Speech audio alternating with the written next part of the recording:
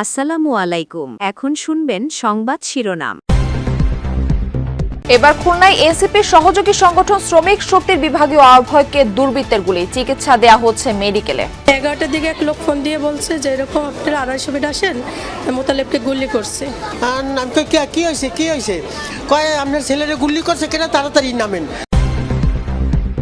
সরকারকে অবশ্যই নির্বাচনকে কেন্দ্র করে লেভেল প্লেইং ফিল্ড, প্রার্থীদের নিরাপত্তা, ভোটারদের নিরাপত্তা নিশ্চিত করা প্রয়োজন। ঢাকার 10 থেকে মনোনয়নপত্র তুলে প্রার্থী ভোটারদের নিরাপত্তা চাইলেন সাবেক উপদেষ্টা আসিফ মাহমুদ। ভোটের পরিবেশ বজায় আছে দাবি সিএসি। ইলেকশনের ব্যাপারে সবাই আমরা সুন্দর নির্বাচন সবাই চাই। যত ভোটের দিন ঘনিয়ে আসবে আপনারা দেখবেন ইনশাআল্লাহ শৃঙ্খলা পরিস্থিতি উন্নতি হবে। তারেক রহমানের ফেরার সিদ্ধান্ত সামগ্রিক রাজনীতির জন্য ইতিবাচক মত বিভিন্ন দলের নেতাদের। সবাইকে নিয়ে আগামীর বাংলাদেশ গড়লে হবেন ইতিহাসের অংশ। এখানে এসেই তাকে জনগণের সাথে মিলেমিশে একাকার হয়ে কাজ করতে, এটাই জনপ্রত্যাশা। সার্বিক রাজনীতির জন্য তিনি দেশে থাকাটা এটা আমরা ইতিবাচকভাবেই দেখি।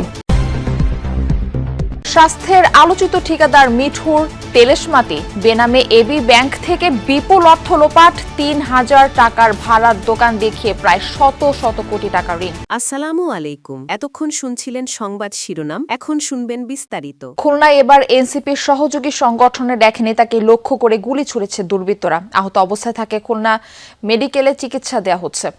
আহত মোতালেব শিকদার জাতীয় শ্রমিক শক্তির বিভাগীয় কমিটির আহ্বায়ক। পুলিশ ও পরিবারের সদস্য জানান, নগরীর সোনাডাঙ্গা এলাকা থেকে বেলা 11টার দিকে পথচারী মোতালেবকে আহত অবস্থায় হাসপাতালে আনেন। চিকিৎসকরা জানান তার অবস্থা বর্তমানে শঙ্কামুক্ত। কানের পাশে লেগে গুলি বেরিয়ে গেছে। মোতালেব শিকদার গুলিবিদ্ধ হওয়ার খবর পেয়ে হাসপাতালে ছুটে যান দলের নেতাকর্মী ও আইন শৃঙ্খলা বাহিনীর সদস্যরা। কে বা কারা তাকে গুলি করেছে এই বিষয়ে এখনো কিছু জানা যায়নি। 11টার দিকে এক লোক ফোন দিয়ে বলছে যে এরকম আপনারা 250 মিনিট আসেন, মোতালেবকে গুলি করছে।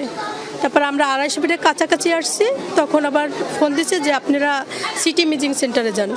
তা ওইখানে গেছি, যাইয়ে দেখছি যে এই অবস্থা। তারপরে আমরা আবার সিটি স্ক্যান করে নিয়ে 250 মিনিট আসছি। আমার বৌমা ফোন দিছে, কাঁদছে, আর ফোনে কথা করছে। আমি মনে করছি আমার পুতনি হয়তো অসুস্থ হয়ে পড়ছে।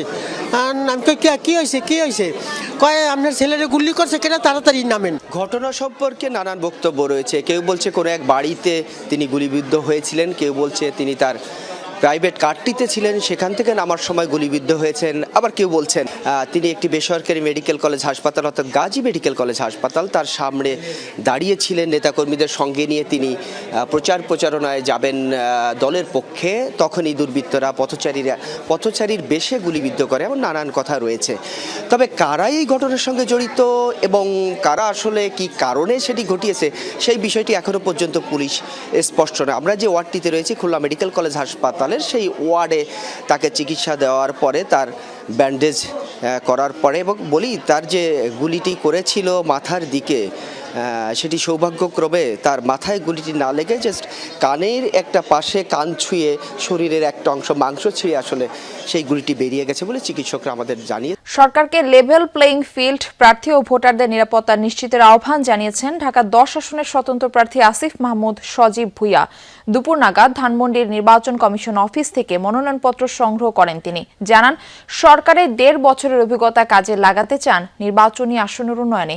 জুলাই অভ্যুত্থানের নায়কদের টার্গেট করা হচ্ছে এই মন্তব্য করে আসিফ মাহমুদের শঙ্কা, নিরাপত্তা ঘাটতির কারণে প্রচারণা বাধাগ্রস্ত হতে পারে। ঢাকা 10 আসনে এরই মধ্যে পোস্টার ও নির্বাচনী বুথ বসিয়ে আচরণবিধি লঙ্ঘন করা হচ্ছে বলে অভিযোগ করেন তিনি। ইসিকে ব্যবস্থা নেওয়ার আহ্বান জানিয়ে নিজে আচরণবিধি মেনে চলার অঙ্গীকার করেন আসিফ মাহমুদ। বলেন, নানা গোষ্ঠী আওয়ামী লীগ ছাড়া নির্বাচনকে প্রশ্নবিদ্ধ করতে চাইছে।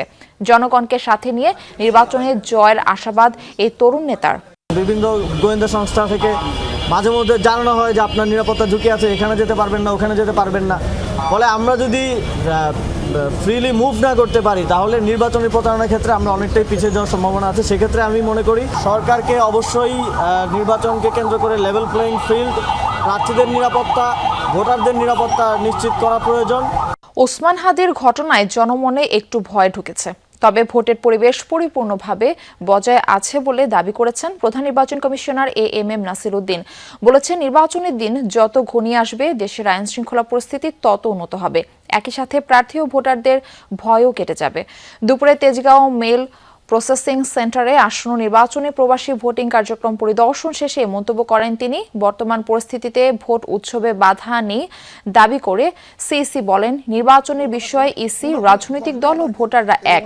দেশের ইতিহাসে প্রথমবারের মতো পোস্টাল ভোটিং পদ্ধতি বড় পরিসরে হওয়ায় রেজিস্ট্রেশন প্রক্রিয়ায় কিছু সমস্যা হলেও কার্যক্রম কমিশন সন্তুষ্ট বলে জানান সিইসি। প্রক্রিয়াটি কঠোর নিরাপত্তার মধ্য দিয়ে করার কথা উল্লেখ করে তিনি বলেন, 25 ডিসেম্বর পর্যন্ত নিবন্ধন হার ব্যাপকভাবে বৃদ্ধি পাবে। তারেক রহমানের দেশে ফেরার সিদ্ধান্ত সামগ্রিক রাজনীতির জন্য ইতিবাচক বলে মন্তব্য করে জামায়াত, এনসিপি সহ দলগুলো। বিএনপির শীর্ষ নেতাকে স্বাগত জানিয়ে তার কাছে জবরদস্তিমূলক রাজনীতির অবসান প্রত্যাশা করেন তারা। নেতারা বলেন, গণতন্ত্রের ধারাবাহিকতা অক্ষুণ্ণ রেখে সবাইকে নিয়ে আগামীর বাংলাদেশ তৈরি করা গেলে তারেক রহমানের রাজনীতির ইতিহাস হবে অনন্য ও দীর্ঘমেয়াদী। 25 তারিখে ইনশাআল্লাহ আপনাদের দয়া আল্লাহর রহমতে আমি দেশে ফিরে যাব। প্রায় 17 বছর পর দেশের মাটিতে পা রাখতে যাচ্ছেন বিএনপির ভারপ্রাপ্ত চেয়ারম্যান তারেক রহমান। তাকে বরণ করে নিতে স্মরণকালের সর্বোচ্চ জমায়েতের প্রস্তুতি নিচ্ছে বিএনপি। এই আগমনে দেশে না ফেরা ঘিরে রাজনৈতিক সমালোচনার যেমন অবসান হতে যাচ্ছে, তেমনি সংকট মোকাবেলায় তারেক রহমানকে সমাধান মনে করছেন এই রাজনীতি বিশ্লেষক। 15-16 বছরে তার যে রাজনৈতিক দলগুলো, সহযোদ্ধা মিত্র রাজনৈতিক দলগুলো আছে, বিএনপির টানাপোড়েনের যে জায়গাটা আছে, সেই সংকটের একটা সমাধান হবে তারেক রহমানের উপস্থিতির মধ্য দিয়ে। কিন্তু বিরোধী রাজনৈতিক দলগুলো কি তাই মনে করছে? সরাসরি এমন উত্তর না দিলেও তারেক রহমানের আগমন রাজনীতিতে স্বস্তি ফেরাবে বলে মনে করেন তারা। আমার ধারণা তিনি প্রায় একটা নতুন মানুষ হয়ে তিনি এখন ফিরছেন। খানিকটা প্রজ্ঞা, খানিকটা দূরদর্শিতা নিয়ে, খানিকটা লিডারশিপের খানিকটা ক্যারিজমা নিয়ে তিনি এখন ফিরছেন। বিদ্যমান যে রাজনৈতিক সংস্কৃতি যে পর্যায়ে, এই সময় এটা একটা গুরুত্বপূর্ণ আমি মনে করি একটা উপাদান যুক্ত হবে। এই অস্থির সময়ে তার নিজের দলের জন্য, সার্বিক রাজনীতির জন্য তিনি দেশে থাকাটা, এটা আমরা ইতিবাচকভাবেই দেখি। রাজনীতিবিদকে দেশের মাটিতে আসতে হবে, যতই চ্যালেঞ্জ থাক না কেন। এখানে এসেই তাকে জনগণের সাথে মিলেমিশে একাকার হয়ে কাজ করতে হবে। ব্যাপারটা অনেকটা ওয়েব সিরিজের গল্পের মতো। কাগজে কলমে ঋণ একজনের নামে তাকে পাঠিয়ে দেওয়া হয় মালয়েশিয়ায়, যাতে তার টিকিটও খুঁজে না পায় রিকভারি টিম। অন্যদিকে বেনামি ঋণের টাকা তুলে আড়াল থেকে 9-6 করে যাচ্ছে শক্তিশালী চক্র। চক্রের মূল হোতা স্বাস্থ্যের ঠিকাদার মিঠু। মাত্র 3000 টাকার ভাড়া দোকানের নামে ঋণ প্রায় 100 কোটি টাকা। 9 বছর আগে ঋণ দেয় এবি ব্যাংক। পোশাক দেখে মনে হতে পারে কোনো বুজুর্গ, নাম হাবিবুর রহমান, শেখাচ্ছিলেন বেহেস্তে যাওয়ার আমল। রাজধানীর মানিকনগরের এক রুমের ছোট্ট বাসায় থাকা এই হাবিবের নামেই আছে বিপুল পরিমাণ ব্যাংক ঋণ, কিন্তু দাবি করলেন জানেন না কিছুই, এমনকি জাতীয় পরিচয়পত্রও নেই তার। সব অস্বীকার করে দোয়া দিয়েই বিদায় দিলেন প্রতিবেদককে।